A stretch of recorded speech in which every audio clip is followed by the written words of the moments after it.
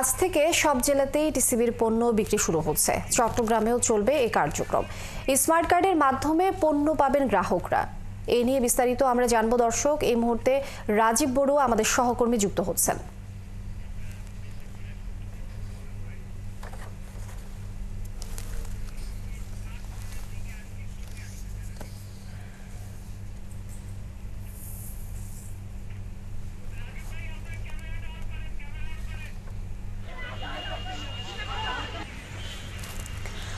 আর রাজীব, আপনি নিশ্চয়ই শুনছেন আমাকে। আজ থেকে তো সব জেলাতেই টিসিবির পণ্য বিক্রি শুরু হচ্ছে। আপনি কি দেখছেন, টিসিবির পণ্য নিতে কতজন স্মার্ট কার্ড পেয়েছেন, আর কতজনকে আসলে পণ্য দেয়া হবে, কতটি স্পটে এই পণ্য দেয়া হবে, সেই বিষয়টিও আমাদেরকে জানাবেন।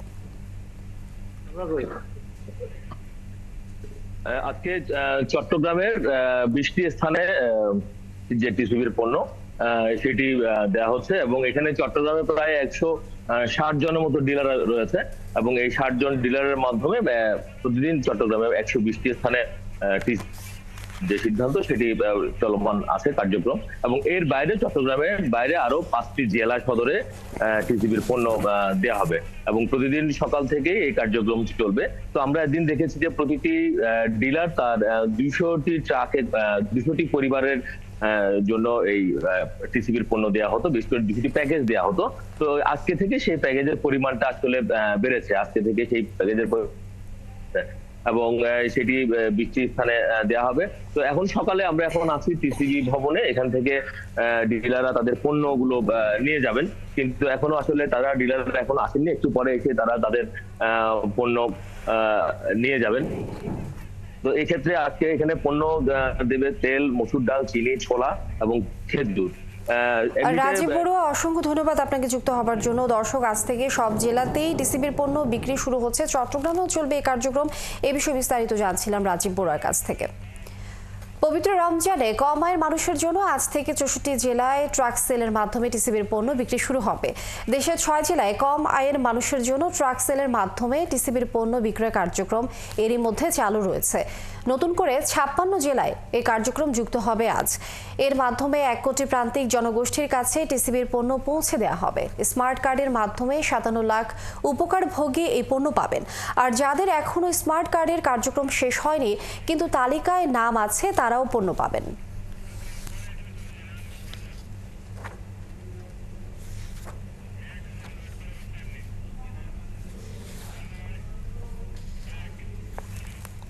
রমজান মাসের শুরুতেই নারায়ণগঞ্জ শহর সহ সব বাজারে প্রয়োজনীয় নিত্য পণ্যের দামে অস্থির মানুষ। রোজা পুঁজি করে বেড়েছে মাছ, মাংস সহ ইফতার ও সেহরিতে ব্যবহৃত নিত্য পণ্যের। এছাড়া চড়া দামে বিক্রি হচ্ছে সবজি। এতে বিপাকে পড়েছেন কম আয়ের মানুষ। যদিও জেলা প্রশাসক বলছেন দ্রব্যমূল্য নিয়ন্ত্রণে কঠোর অবস্থানে আছে প্রশাসন। হাবিবুর রহমানের তথ্য ছবিতে প্রতিবেদন। রমজান মাসকে কেন্দ্র করে নগরের দিঘাবাবুর বাজারে ছোলা, চাল, ডাল ও মশলার দাম বেড়েছে প্রায় দ্বিগুণ, শুধু পেঁয়াজ ছাড়া। এছাড়াও একাধিক বাজারে বিভিন্ন সবজি, বেগুন, লেবু, শসা চাহিদা বেড়ে যাওয়ায় দাম বেড়েছে কয়েক গুণ। রোজার আগে যে বেগুন 25 থেকে 30 টাকা ছিল, সেই বেগুন এখন বিক্রি হচ্ছে 60 থেকে 80 টাকায়। 30 টাকার শসা বিক্রি হচ্ছে 90 টাকা কেজি দরে। তেমনিভাবে তাল মিলিয়ে বেড়েছে সব ধরনের ফলের দাম। কিছুদিন আগে 30 টাকা থেকে 35 টাকা ভালো লেবু ছিল, এখন ওই লেবু 50 থেকে 60 টাকা আলি। তো মানুষ কিভাবে খাবে? সরকার আমাদের আশাবাদ করছিল যে অন্যান্য মাসের তুলনায় জিনিসপত্রের দাম কমবে রোজার মাসে, কিন্তু সেটা আমরা এখনো লক্ষ্য করিনি। সিন্ডিকেটে বাড়াইতেছে, গরু, মুরগি, খাসি সবকিছু দাম বেড়ে গেছে। ফল ফাকরা তো হাত দিয়ে ধরাই সম্ভব না, যারা গরিব তাদের জন্য। 2 কেজি তীরের 385 টাকা গায়ের রেট। আমারই এক টিচার, সে 420 টাকা কিনে নিছে। যদিও জেলা প্রশাসক বলছেন দ্রব্যমূল্য নিয়ন্ত্রণে কঠোর অবস্থানে রয়েছে প্রশাসন। আমরা আমাদের মনিটরিং টিম অব্যাহত রেখেছি।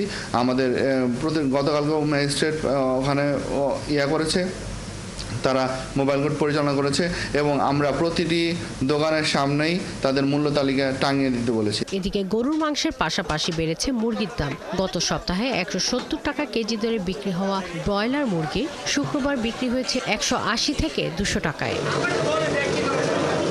শাকিলা, শম্পা, 71। আগামীতে বিএনপি এককভাবে ক্ষমতায় গেলেও দেশ এককভাবে পরিচালনা করা হবে না। বিএনপির ৩১ দফার ভিত্তিতে দ্বিকক্ষ বিশিষ্ট পার্লামেন্টের মাধ্যমে ও ঐক্যমত্যের ভিত্তিতে দেশ পরিচালনা করা হবে বলে জানিয়েছেন বিএনপির যুগ্ম মহাসচিব শহীদউদ্দিন চৌধুরী অ্যানি। মঙ্গলবার দুপুরে লক্ষ্মীপুর সরকারি কলেজ মাঠে মরহুম আরাফাত রহমান স্মৃতি টি-20 ক্রিকেট টুর্নামেন্টের সমাপনী ও পুরস্কার বিতরণী অনুষ্ঠানে তিনি কথা বলেন। এই সময় তিনি বলেন, ৫ আগস্টের পর দেশে রাজনৈতিক গুণগত পরিবর্তন হয়েছে। এখন রাজনৈতিক নেতৃত্বের গুণগত পরিবর্তন দেশের মানুষ চায়। বিএনপির মতো মডারেট দল যদি এটি দিতে না পারে, আর কেউ পারবে না।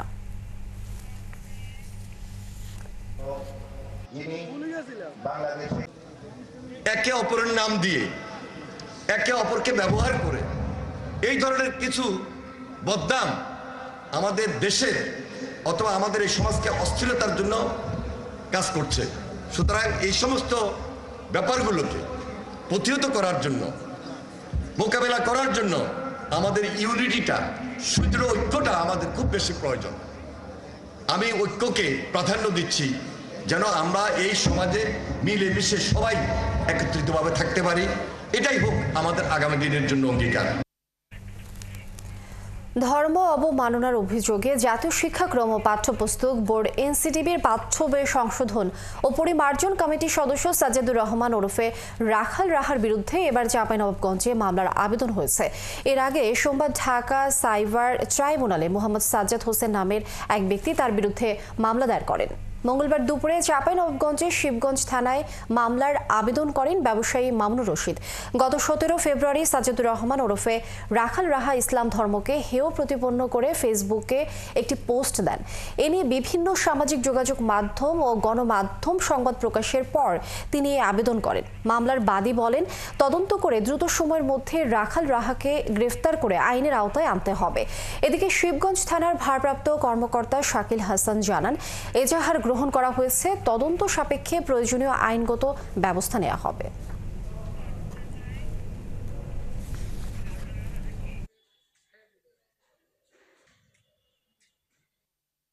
তাহলে বাংলাদেশে 95% মুসলমানের অনুভূতিতে আঘাত দিয়ে আল্লাহ এবং তার রাসূলকে নিয়ে কটূক্তি করেও সে এরকম একটা দায়িত্বশীল জায়গার মধ্যে কিভাবে থাকতে পারে, আমাদের প্রশ্ন।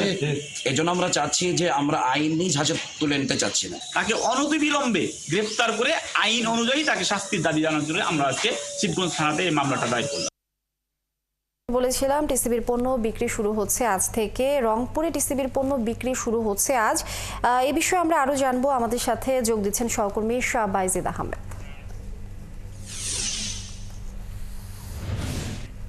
শাহবাইজিদ, কতটি স্পটে আসলে টিসিবির পণ্য দেয়া হবে আর কতজন টিসিবির স্মার্ট কার্ড পেয়েছেন আমাদেরকে একটু জানাবেন।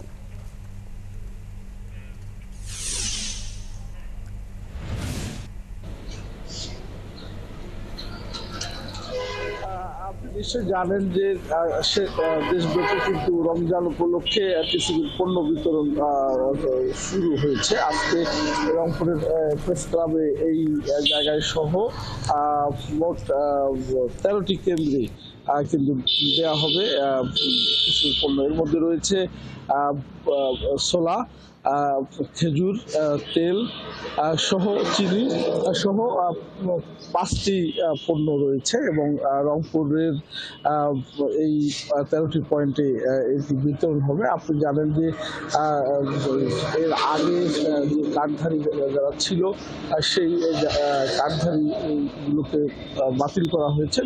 কার্ড ছাড়াই যে যখন আসবে লাইনের ভিত্তিতে সাধারণ মানুষ সেটি কিন্তু তুলছেন। আর সে কারণেই মূলত প্রতিটি জায়গায় টিসিবির পণ্য বিতরণে কিন্তু লম্বা লাইন দেখা যাচ্ছে এবং সাধারণ মানুষ উৎসুক হয়ে পণ্য কিনছেন। বিশেষ করে নিম্ন আয়ের মানুষ এবং মধ্যবিত্ত মানুষ যারা একটু কমের আশায় তারা এসে বিতরণ করছেন। তবে বিতরণে 2-1 জায়গায় বিশৃঙ্খলা হচ্ছে। তার কারণ হলো বেশি লম্বা লাইনে দাঁড়িয়ে তাদেরকে নিতে হচ্ছে।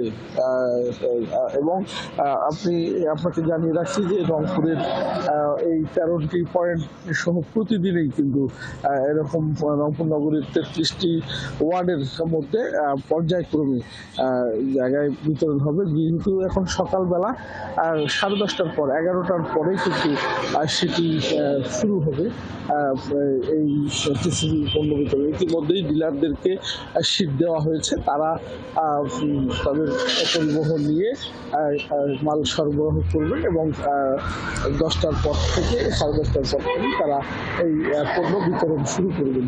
তো এই টিসিবির পণ্য যেন সহজভাবে পায় সেজন্য স্থানীয় প্রশাসন সেটি তদারকি করছেন এবং পয়েন্টে পয়েন্টে যারা ডিলার রয়েছেন তাদের জায়গা পরিদর্শন করছেন এবং সাধারণ মানুষগুলো সেই পণ্যটি তাদের হাতের নাগালে পায় সেটির ব্যবস্থা করছেন স্থানীয় প্রশাসন। তো এই ছিল টিসিবির পণ্য বিতরণের সর্বশেষ খবর। শাহবাইজিদ আহমেদ, আমরা দেখছিলাম আসলে মানুষের ভিড় আর তারা টিসিবির পণ্য কিনছেন। আপনি যুক্ত থাকুন, আমরা পরবর্তীতে আবারও জানবো আপনার মাধ্যমে। চট্টগ্রাম বন্দরের বহির্নোঙরে বেলিজ পতাকাবাহী একটি ট্যাঙ্কারের সাথে সংঘর্ষে পানামা পতাকাবাহী একটি কন্টেনার জাহাজ আংশিক ক্ষতিগ্রস্ত হয়েছে। চট্টগ্রাম বন্দর সচিব ওমর ফারুক জানান, মঙ্গলবার দুপুরে বেলিজের পতাকাবাহী ট্যাঙ্কার এমটি রাইনের সাথে পানামার পতাকাবাহী কন্টেনার জাহাজ ইয়াং ইউ-11 এর সংঘর্ষ হলে এমটি রাইনের নোঙর ক্যাবলের সাথে ইয়াং ইউ-11 এর প্রোপেলার আটকে যায়। খবর পেয়ে চট্টগ্রাম বন্দর থেকে টাগ ভেসেল কান্ডারি 10, কান্ডারি 4 এবং বিএলভি লুসাই ও পাইলট ভেসেল ঘটনাস্থলে গিয়ে জাহাজ দুটিকে মুক্ত করে নিরাপদে সরিয়ে আনে। বর্তমানে বহির্নোঙর সহ চ্যানেল চট্টগ্রাম বন্দরের সকল কার্যক্রম নিরাপদে সম্পন্ন হচ্ছে বলেও জানান তিনি।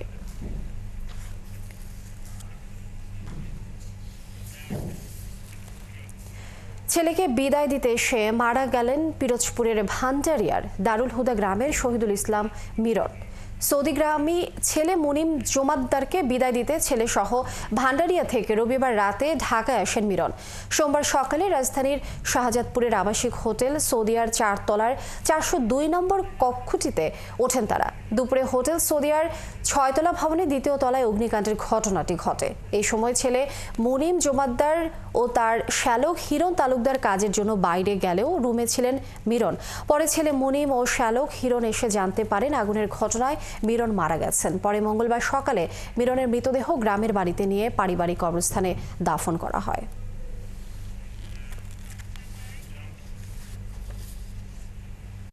আমি ওই ফায়ার সার্ভিস আলাগো বলছি যে আমার রুমে লোক আছে, কিন্তু কেউই ওই কাছে লোকের কাছে যায় নাই, সবাই আগুন নিভাবার জন্য ব্যস্ত।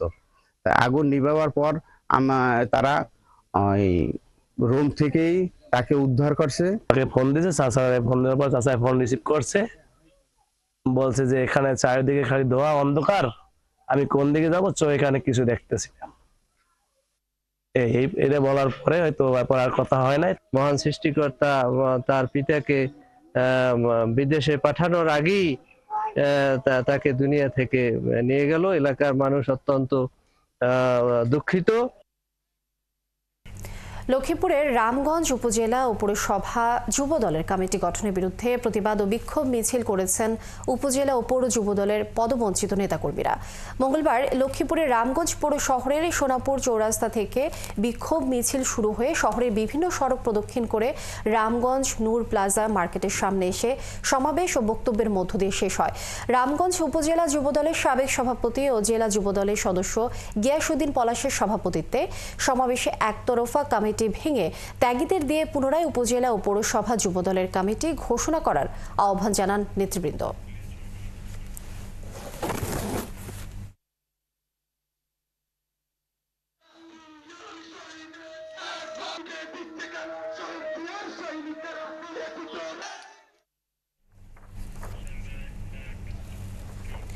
প্রায় 33 ঘন্টা পর জামালপুরে বাস ধর্মঘট প্রত্যাহার করেছে জেলা বাস মিনিবাস শ্রমিক ইউনিয়ন ও জেলা বাস মালিক সমিতি। নেতারা জানান, ধর্মঘট শুরুর পর থেকে দফায় দফায় পুলিশ ও স্থানীয় প্রশাসনের সাথে বৈঠক হয় তাদের। মঙ্গলবার সন্ধ্যায় জামালপুর সার্কিট হাউসে বৈষম্য বিরোধী ছাত্র নেতা ও সকলের সাথে বৈঠক শেষে ধর্মঘট প্রত্যাহারের সিদ্ধান্ত নেওয়া হয়। এ সময় সড়কে নিরাপত্তা সহ গাড়ি পোড়ানো ও শ্রমিকের উপর হামলা মামলার সুষ্ঠু তদন্তের আশ্বাস দিলে ধর্মঘট প্রত্যাহার করেন তারা। এর আগে বাস পোড়ানো এবং শ্রমিকের উপর হামলার প্রতিবাদে সোমবার দুপুরে জামালপুরে গণপরিবহন চলাচল বন্ধ করে দেয় বাস, মিনিবাস মালিক সমিতি ও শ্রমিক নেতারা। এতে চরম দুর্ভোগে পড়ে সাধারণ যাত্রীরা।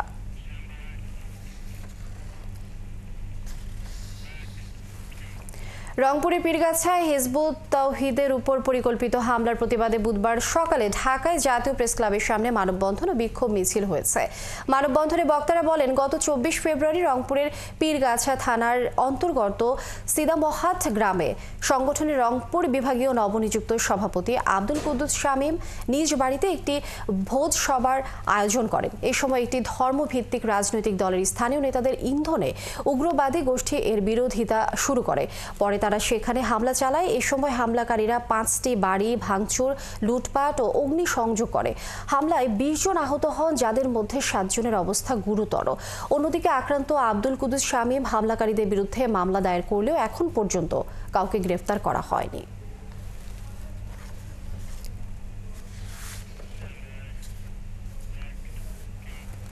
বিএনপি চেয়ারপারসন বেগম খালেদা জিয়ার সাবেক assignment officer doctor Firoz Mahmud ইকবালকে বগুড়া শিবগঞ্জে গণসংবর্ধনা দিয়েছে এলাকার সর্বস্তরের মানুষ। দীর্ঘ 17 বছর পর মঙ্গলবার শিবগঞ্জে নিজ এলাকায় ফেরেন বিএনপি নেতা ডাক্তার ফিরোজ মাহমুদ ইকবাল। এ উপলক্ষে স্থানীয় মুগ্ধ চত্বরে গণসংবর্ধনার আয়োজন করা হয়। ডাক্তার ফিরোজ বগুড়া শহর থেকে মহাস্থানে এসে হযরত শাহ সুলতান বলখি রাদিয়াল্লাহু আনহু এর মাজার জিয়ারত করেন। পরে তিনি মুগ্ধ চত্বরে আসেন। সেখানে সর্বস্তরে জনসাধারণ তাকে ফুল দিয়ে বরণ করে নেয়। বিগত 1/11-এর পর থেকে আওয়ামী দুঃশাসনে 17 বছরে এলাকায় আসতে পারেনি বিএনপির নেতা। সে সময় তাকে একাধিক মামলায় আসামি করা হয়। কারাভোগ শেষে সোমবার জামিনে মুক্তি পান তিনি।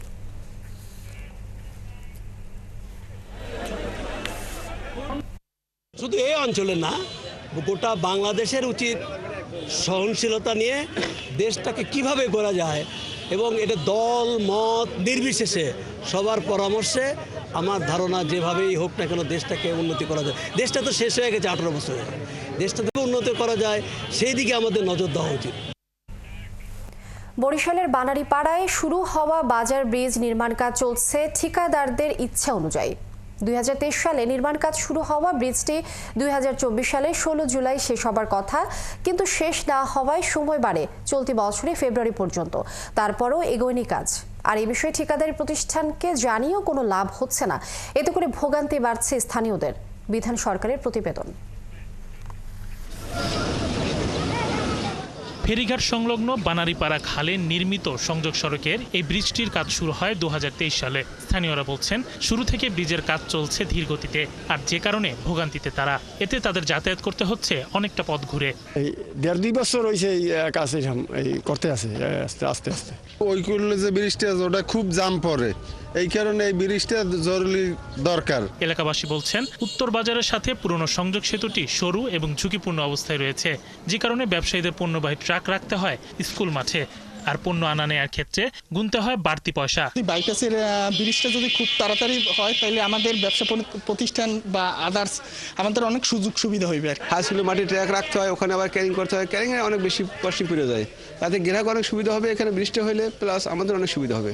এই বিষয়ে সাব ঠিকাদারের প্রতিনিধি জানান, বর্ষায় খালে পানি বাড়ায় পিলারের কাজ করতে দেরি হয়েছে, তবে তারা চেষ্টা করছেন কাজটি দ্রুত শেষ করার। বেস হইলে পানির নিচে, তাই যদি পানিটা যদি না টানে তাহলে বেস করা যায় না। এই জন্য এখন ওই কাজ শুরু হয়েছে, অল্পের মধ্যে শেষ হয়ে যায়। আর সংশ্লিষ্ট নির্বাহী প্রকৌশলী জানান, সময় বাড়িয়েও কাজ শেষ না হওয়ায় ঠিকাদারকে তাগিদপত্র দেওয়া হয়েছে।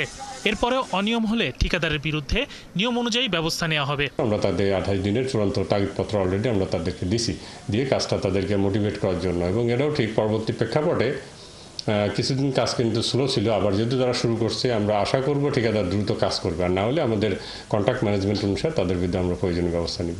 অনূর্ধ্ব 100 মিটার ব্রিজ প্রকল্পের অধীনে 99 মিটার দৈর্ঘ্য এবং 7.9 মিটার প্রস্থের বানারীপাড়া বাজার ব্রিজটির নির্মাণ ব্যয় ধরা হয়েছে 10 কোটি 71 লাখ টাকা। শরীফ আজাদ প্রীতম, ৭১। দর্শক, এই বিষয়ে আমরা আরো জানবো। বরিশাল থেকে এই মুহূর্তে যুক্ত হচ্ছেন সহকর্মী বিধান সরকার।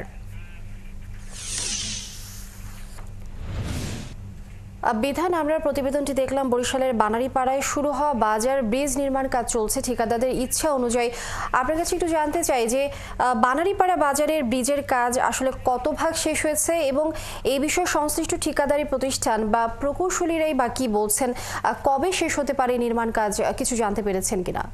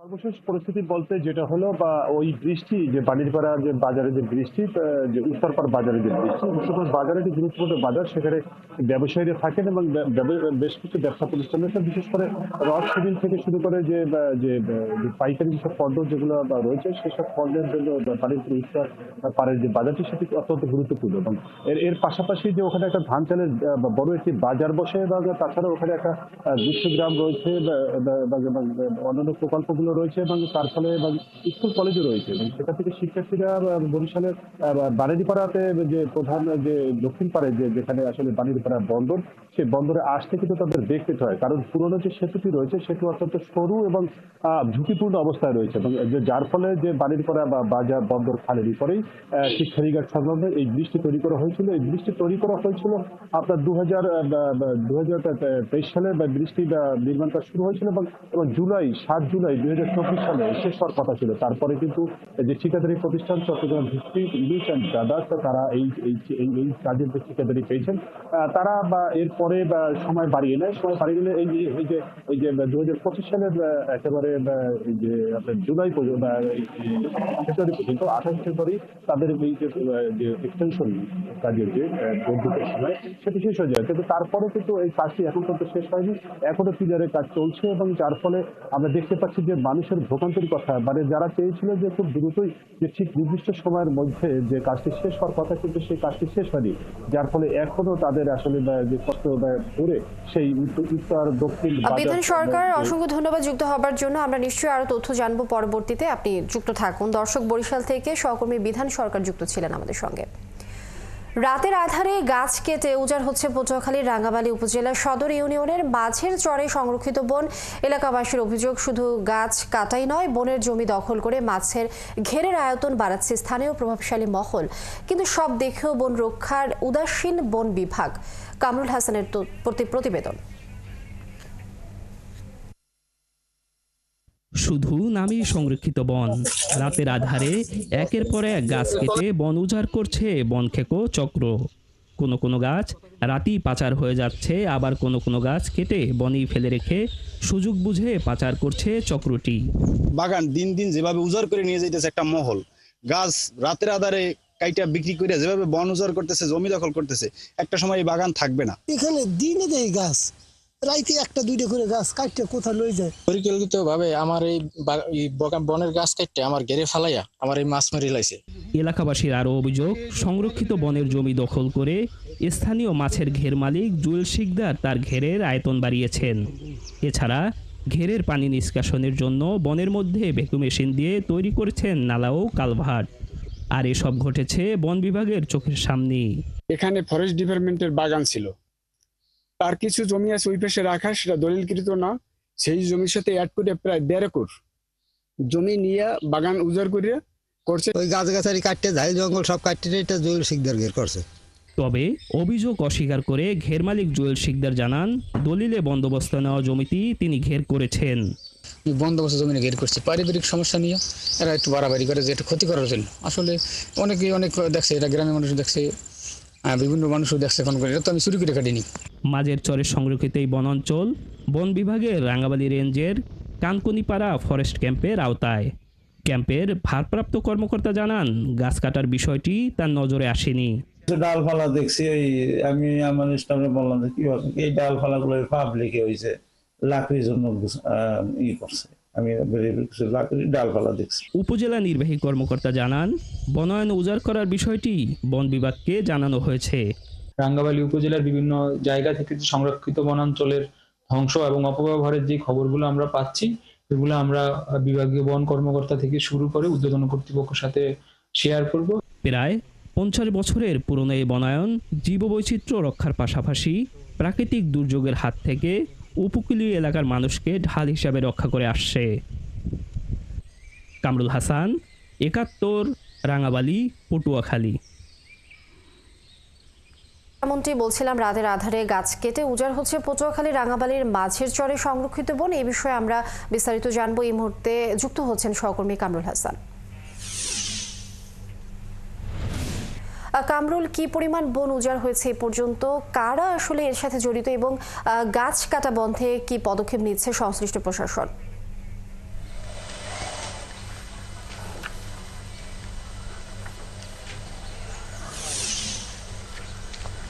ধন্যবাদ। আপনি প্রতিবেদনে যেমনটি দেখছিলেন যে 70-80 দশকের দিকে মাঝের চরের সংরক্ষিত এই বনাঞ্চল বনায়ন তৈরি করা হয়। ছইলা, কেওড়া, গেওয়া সহ বিভিন্ন প্রজাতির গাছ রোপণ করে এই বনায়ন তৈরি করা হয়েছিল। 50 বছরের পুরনো এই বনায়ন এখন অনেকটাই উজাড় হয়ে যাচ্ছে। একের পর এক রাতের আধারে কাটা পড়ছে সংরক্ষিত বনের গাছপালা, এবং কোনো গাছ রাতেই পাচার হয়ে যাচ্ছে এবং কোনো গাছ ফেলে রেখে যাওয়া হচ্ছে এবং সুযোগ বুঝে পাচার করছে চক্রটি। এই চক্রের সক্রিয়তা দেখে ইতিমধ্যে প্রশাসনের পক্ষ থেকে এবং বন বিভাগের পক্ষ থেকে তৎপরতা শুরু হয়েছে। বন বিভাগের রেঞ্জ কর্মকর্তা অমিতাভ হোসেন আমাদেরকে জানিয়েছেন যে ইতিমধ্যেই কিন্তু যে সংরক্ষিত বন যারা উজাড় করছে তাদের ব্যাপারে খোঁজ খবর নেওয়া হচ্ছে এবং তাদের বিরুদ্ধে মামলা দায়েরের বিষয়টি প্রক্রিয়াধীন রয়েছে বলে তিনি জানিয়েছেন। এছাড়া উপজেলা নির্বাহী কর্মকর্তা ইকবাল হাসানের সঙ্গে আমার কথা হয়েছে এ বিষয়ে। তিনি জানিয়েছেন যারা অপরাধী, যদি কোনো সরকারি কর্মকর্তাও এই অপকর্মের সঙ্গে জড়িত থাকে তাদেরকেও আইনের আওতায় আনা হবে বলে তিনি নিশ্চিত করেছেন। এবং 71-এর অনুসন্ধানে এবং স্থানীয়দের সঙ্গে কথা বলে আমরা যেমনটি জানতে পেরেছি যে একদিকে বন উজাড় হচ্ছে, অন্যদিকে বনভূমির যে জমি সেগুলো দখল হচ্ছে। স্থানীয় একটি চক্র রাতের আধারে এই গাছপালা প্রকাশ্যেই কিন্তু কেটে নিয়ে যাচ্ছে এবং কখনো 71 ক্যামেরা এমনও ধরা পড়েছে যে গাছ এক প্রকার হরিলুট চলছে। প্রতিবেদনে সেই দৃশ্য আশা করি আপনারা দেখেছেন এবং সংশ্লিষ্ট যে বনক্ষেকো চক্র রয়েছে তাদের বিরুদ্ধে ইতিমধ্যে বন বিভাগের পক্ষ থেকে তৎপরতা নেওয়া হচ্ছে এবং উদ্যোগ নেওয়া হচ্ছে তাদের বিরুদ্ধে মামলা দায়েরের। সেই বিষয়টি আমাদেরকে বন বিভাগের পক্ষ থেকে জানানো হয়েছে। এবং আরও একটি বিষয় আপনাকে যুক্ত করতে চাই, পরিবেশ, জীববৈচিত্র্য এবং পশু পাখির আবাসস্থল হিসেবে পরিচিত এই বনায়ন ধ্বংস হলে জীববৈচিত্র্য হুমকিতে পড়বে বলে জানিয়েছে বিশেষজ্ঞরা। এবং বিশেষজ্ঞরা আরো বলছে। কামরুল হাসান, অনেক ধন্যবাদ যুক্ত হবার জন্য। আপনি যেমনটি বলছিলেন রাতেই গাছ পাচার হচ্ছে, প্রশাসনের তরফ থেকে উদ্যোগ নেওয়া হচ্ছে। আমরা আশা করি প্রশাসন যথাযথ ব্যবস্থা নেবে শীঘ্রই। দর্শক, পটুয়াখালী থেকে বিস্তারিত জানাচ্ছিলেন সহকর্মী কামরুল হাসান। সুনামগঞ্জের হাওড়ে উৎপাদিত শুটকি দেশের গণ্ডি পেরিয়ে রপ্তানি হচ্ছে মধ্যপ্রাচ্য সহ ইউরোপ, আমেরিকায়। কোনো ধরনের রাসায়নিক ছাড়াই প্রস্তুত হয় এখানকার শুটকি। জেলায় শতাধিক শুটকি পল্লীতে উৎপাদন প্রক্রিয়ায় জড়িত জেলার হাজারো জেলে। বছরে প্রায় 300 কোটি টাকার উৎপাদন করছেন এই জেলার ব্যবসায়ীরা। শহীদ নূর আহমেদের তথ্য ছবিতে প্রতিবেদন। সুনামগঞ্জের বিস্তৃত হাওর অঞ্চলে চলছে শুটকি প্রস্তুতের ধুম। মাচার নিচে প্রাকৃতিক জলাশয়ে ধরা পুঁটি, ট্যাংরা, শোল সহ নানা প্রজাতির দেশি মাছের কাটাকুটি চলে। আর মাচার উপরে সেই মাছ কোনো ধরনের রাসায়নিক ছাড়া শুকিয়ে উৎপাদন করা হয় শুটকি। প্রাকৃতিক উপায়ে উৎপাদিত দেশি মাছের শুটকির কদর দেশে এবং বিদেশে। মান ও স্বাদ ভালো হওয়ায় এখানকার শুটকি বিদেশের বাজারেও প্রশংসিত হচ্ছে। অন্তত 10 প্রজাতির শুটকি দেশের চাহিদা মিটিয়ে রপ্তানি হচ্ছে ইউরোপ, আমেরিকা, ভারত, মধ্যপ্রাচ্য সহ বিভিন্ন দেশে। মাল টাকা যায় এই সপ্তাহে তবে না, পরের সপ্তাহে নিয়ে যাওয়া লাগে, তো আমরা অনেক কষ্ট হয়ে যাওয়া। এগুলো মনে করেন কিশোরগঞ্জে যায়, কিশোরগঞ্জ থেকে অনেক বিভিন্ন দেশে বিদেশে সাপ্লাই তারা খায়, অনেক ভালো। এগুলো পিওর শুটকি, একদম 1 নম্বর শুটকি হয়, এগুলো মানে কোনো জাল ভেজাল নাই। জেলার বিভিন্ন উপজেলায় রয়েছে শতাধিক শুটকি পল্লী, উৎপাদনের সাথে যুক্ত কয়েক হাজার জেলে। 7 মাসে হিবাটা মাছ পাঠায় বাজার থেকে, বিল থেকে আয়, আমরা মাছ তোলে মহিলারা তানে খাটাই। এটা তেল জাল দিয়ে তেল দিয়ে তুলি এরপর আর জাল দিয়ে এরপর চিনি বই দিয়ে চালানো দিই। শুটকির গুণাগুণ রক্ষায় প্রশিক্ষণের পাশাপাশি আন্তর্জাতিক বাজার তৈরিতে মৎস্য বিভাগ কাজ করছে বলে জানান জেলা মৎস্য কর্মকর্তা। এই শুটকি আমরা যদি সুনামগঞ্জের ব্র্যান্ড আকারে সারা দেশের মধ্যে ছড়িয়ে দিতে পারি, তাহলে এটার শিল্পের একটা ব্যাপক প্রসারতা হবে এবং ভবিষ্যতে অনেকের কর্মসংস্থান সুযোগ সৃষ্টি হবে বলে মনে করি। বছরে প্রায় 2500 মেট্রিক টন শুটকি উৎপাদন হয় জেলায়। হাসান আহমেদ, 71। দর্শক, সুনামগঞ্জের হাওরে উৎপাদিত শুটকির বিষয়ে বিস্তারিত জানাতে এই মুহূর্তে যুক্ত হচ্ছেন সহকর্মী শহীদ নূর আহমেদ। শহীদ নূর আহমেদ, সুনামগঞ্জের হাওরে উৎপাদিত শুটকি দেশের গণ্ডি পেরিয়ে রপ্তানি হচ্ছে মধ্যপ্রাচ্য সহ ইউরোপ, আমেরিকায়। নিঃসন্দেহে এটি খুব ভালো খবর। আপনার কাছে একটু জানতে চাই যে এবছর কি পরিমাণ শুটকি উৎপাদনের লক্ষ্যমাত্রা ধরা হচ্ছে এবং এগুলো কোন কোন দেশে রপ্তানি হচ্ছে?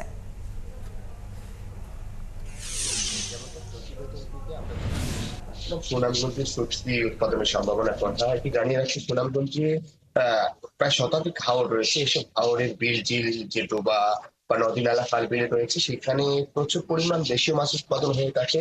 আমি যদি মৎস্য বিভাগের তথ্য আপনাকে জানাই, সুনামগঞ্জে এবছর প্রায় 1.5 লাখ মেট্রিক টন দেশীয় মাছ উৎপাদন হয়েছে। এর একটি উল্লেখযোগ্য অংশ যেভাবে দেশি চাহিদা মেটায়, পাশাপাশি থেকে বিদেশে যাচ্ছে। এর উল্লেখযোগ্য একটি অংশ শুটকি হিসাবে এখানে তৈরি করে থাকেন স্থানীয় জেলেরা। আমি যেমনটা মৎস্য বিভাগের কাছ থেকে জানতে পেরেছি, সুনামগঞ্জে এবছর প্রায় 2500 মেট্রিক টন শুটকি উৎপাদন হয়েছে। প্রায় 10 প্রজাতির শুটকি এখানে উৎপাদন হয়েছে। মৎস্য বিভাগ থেকে যেমনটা আমাকে জানানো হয়েছে, মৎস্য অফিসার শামসুল করিম তিনি বলেছেন এখানকার শুটকি আসলে আন্তর্জাতিক বাজারে একটি কদর রয়েছে, বিশেষ করে ইউরোপ, আমেরিকা সহ যে মধ্যপ্রাচ্যের দেশগুলো আছে, এই দেশগুলোতে সুনামগঞ্জের শুটকি যাচ্ছে, যার আর্থিক ব্যয় বা বাজার দর বলছেন প্রায় 300 কোটি টাকা। আমরা যদি মৎস্য বিভাগের তথ্য যেমনটা আসলে বলছেন যে তারা এই শুটকি নিয়ে তারা কাজ করছেন, বিশেষ করে আন্তর্জাতিক বাজার দরার ক্ষেত্রে, শুটকি উৎপাদনের ক্ষেত্রে স্থানীয় জেলেদেরকে প্রশিক্ষণ দেওয়া। সুনামগঞ্জ শতাধিক যে মৎস্য রয়েছে সেখানে শুটকি উৎপাদনের ক্ষেত্রে তারা সার্বিক সহযোগিতা করছেন বলে জানিয়েছেন আমাকে মৎস্য অফিসার। তো সুনামগঞ্জে মৎস্য সম্ভাবনা রয়েছে, তেমনি শুটকিরও সম্ভাবনা রয়েছে। আসলে যদি একে আরো পৃষ্ঠপোষকতা দেওয়া যায়, জেলেদেরকে আরো সহযোগিতা করা যায়, তাহলে এর সম্ভাবনা আরো বাড়বে বলে মনে করছেন স্থানীয় জেলে সম্প্রদায়রা। নেনিয়া। শহীদ নূর আহমেদ, অসংখ্য ধন্যবাদ যুক্ত হবার জন্য। আপনি যুক্ত থাকুন, আমরা আবারও এই বিষয়ে জানবো বিস্তারিত। দর্শক, সুনামগঞ্জ থেকে সহকর্মী শহীদ নূর আহমেদ যুক্ত ছিলেন।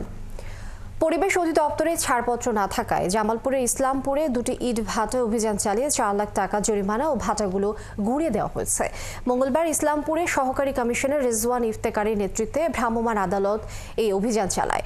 এই সময় পরিবেশ অধিদপ্তরের সহকারী পরিচালক সুকুমার শাহ উপস্থিত ছিলেন। ইট ভাটাগুলো হচ্ছে পৌরসভার দক্ষিণ দরিয়াবাদ হিয়া ব্রিক্স ও পৌর শহরের মেসরাজ সওদাগর ব্রিক্স। অভিযানে ভাটা মালিককে 2 লাখ টাকা করে জরিমানা করা হয়েছে। এছাড়াও তৈরি করা কাঁচা ইট পানি এবং ভেকু মেশিন দিয়ে গুঁড়িয়ে দেওয়া হয়েছে। এই সময় সেনাবাহিনী, পুলিশ ও ফায়ার সার্ভিসের কর্মীরা উপস্থিত ছিলেন।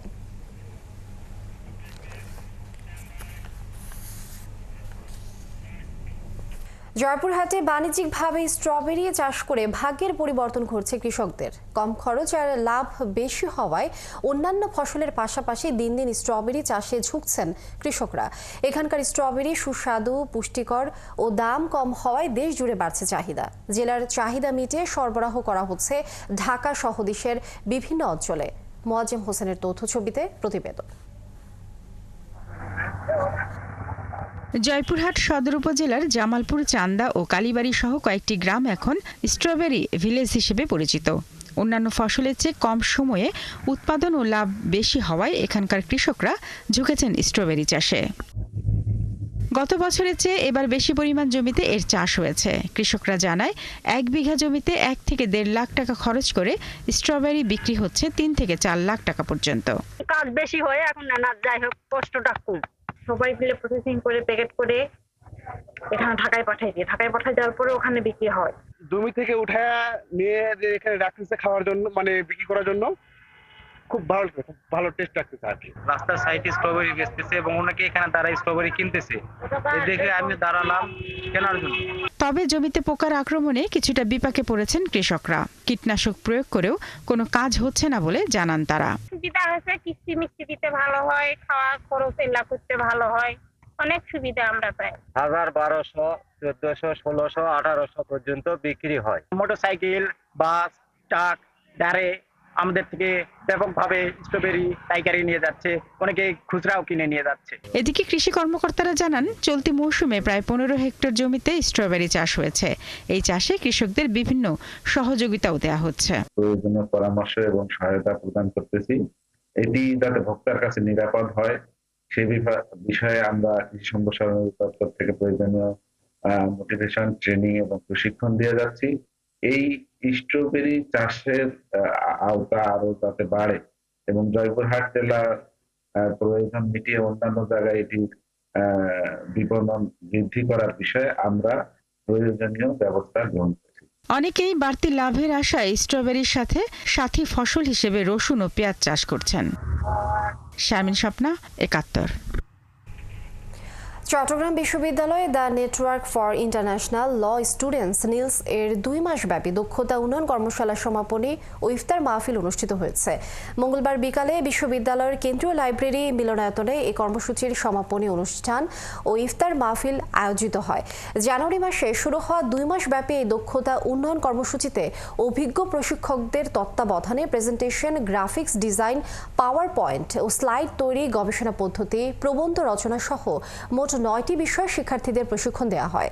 সমাপনী অনুষ্ঠানে প্রধান অতিথি হিসেবে উপস্থিত ছিলেন বিশ্ববিদ্যালয়ের উপাচার্য ডক্টর মোহাম্মদ ইয়াহিয়া আক্তার, আর বিশেষ অতিথি হিসেবে উপস্থিত ছিলেন বিশ্ববিদ্যালয়ের প্রক্টর ডক্টর তানভীর মোহাম্মদ হায়দার আরিফ। এছাড়াও উপস্থিত ছিলেন প্রশিক্ষণার্থী সহ অন্যান্য অতিথিরা।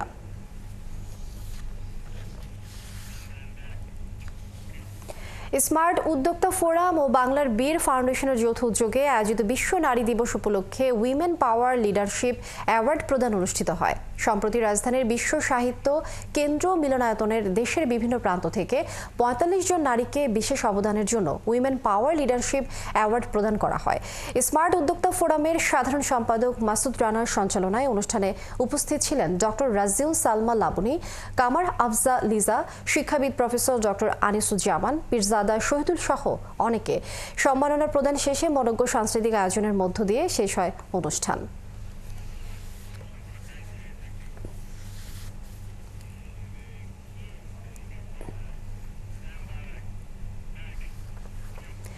অ্যালুমিনিয়াম, লোহা আর 7 হর্স পাওয়ারের ইঞ্জিন ব্যবহার করে তৈরি হয়েছে আর সি মডেলের বিমানের কাঠামো।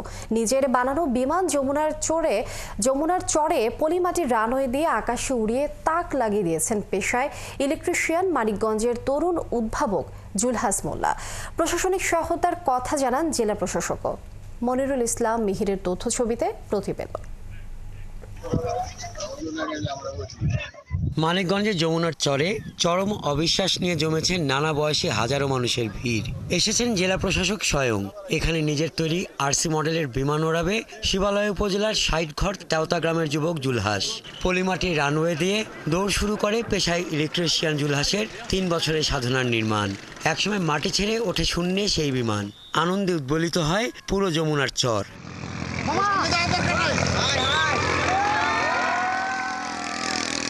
জুলহাস জানান, মূলত পরীক্ষামূলকভাবে প্রশিক্ষণের জন্য তৈরি এই বিমান 50 ফুট ওপরে উঠতে পারে। 3 বছরের গবেষণায় 7 হর্স পাওয়ারের ইঞ্জিন ব্যবহার করে 1 বছর লেগেছে এই বিমান বানাতে। সরকারি পৃষ্ঠপোষকতা পেলে বাণিজ্যিকভাবে এই বিমান তৈরি সম্ভব বলে জানান জুলহাস। আসলে এখানে আমি মাস্টার, আমি ছাত্র, আমি নিজেই আর কি একটু একটু করে অন্যের ভিডিও দেখে ফলো করে আর নিজের গবেষণা করে আস্তে আস্তে প্রশিক্ষণটা অর্জন করেছি। তো এই উড়ানের অভিজ্ঞতাটা আমি কিছুটা আমার রিমোট কন্ট্রোল প্লেন থেকে নিয়েছি, আর বাকিটা আমি আমার মেধা থেকে আর কি নিয়ে চেষ্টা করে আস্তে আস্তে আল্লাহর রহমতে কোনো প্রকার দুর্ঘটনা ছাড়া আমি এটাকে সফলভাবে উড়াতে পেরেছি। জুলহাস মোল্লার এই উদ্ভাবন স্থানীয়দের মধ্যে ব্যাপক আগ্রহ সৃষ্টি করেছে।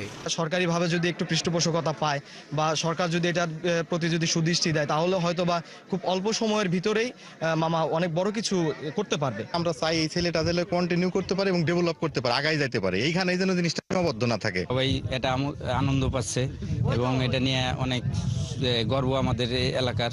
জেলা প্রশাসক জানান, জুলহাসের গবেষণা কাজে সরকার সহযোগিতা করবে। প্রাথমিকভাবে তাকে কিছু আর্থিক প্রণোদনা দেওয়া হয়েছে। জুলহাস সাহেবের যে বিমান তৈরি, এই বিষয়টা খুবই আমাদের কাছে ভালো লেগেছে। এটা একটা ইউনিক উদ্যোগ আমার কাছে মনে হয়েছে, কারণ অনেকে এই ধরনের প্রচেষ্টা নেয় কিন্তু এটা ফ্লাই হয় না, অনেক সময় দেখা যায় কারিগরি অনেক ত্রুটি থাকে। 6 ভাই ও 2 বোনের মধ্যে জুলহাস পঞ্চম। জীবনপুর উচ্চ বিদ্যালয় থেকে এসএসসি পাশ করে অর্থাভাবে আর পড়তে পারেননি। হাসান আহমেদ, ৭১।